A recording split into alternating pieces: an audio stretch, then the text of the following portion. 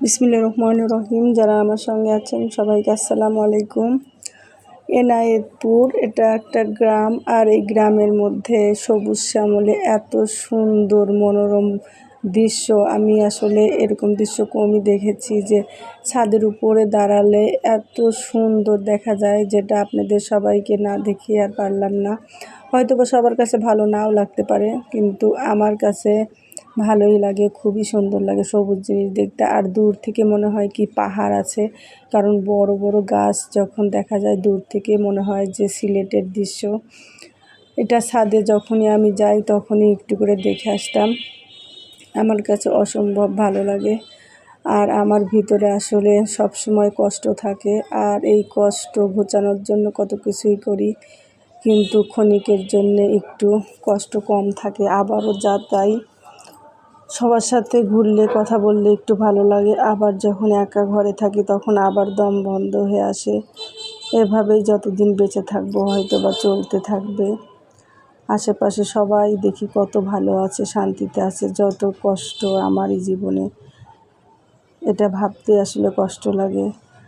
আর এক জীবনে এত কষ্ট আসলে মানুষ কেমন করে সহ্য করে জানি না, তবে যে সহ্য করে সেই শুধু জানে এই বিষাক্তক জীবন কেমন। বিষের আঘাত যার আছে সেই শুধু জানবে, আর অন্য কেউ অনুভব করতে পারবে না। এই জীবন শুধু টেনশান, কষ্ট, আর কাউকে না বলা কষ্ট। কাউকে কিছু কিছু কষ্ট আছে কাউকে বলাও যায় না, বললেও মানুষ উপহাস করে।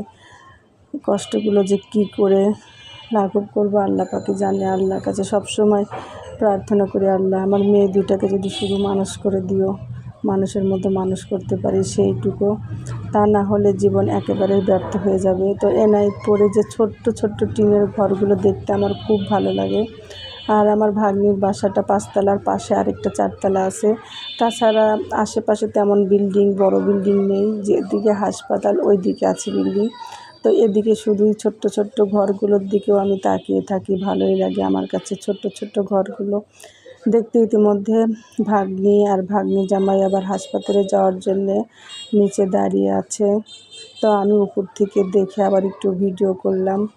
কারণ ওরা যখন চলে যেত হাসপাতালে আমি 2 মেয়ে নিয়ে বাসায় ছিলাম 2 দিন। তারপরে অবশ্য আমার আপা, ভাগ্নি,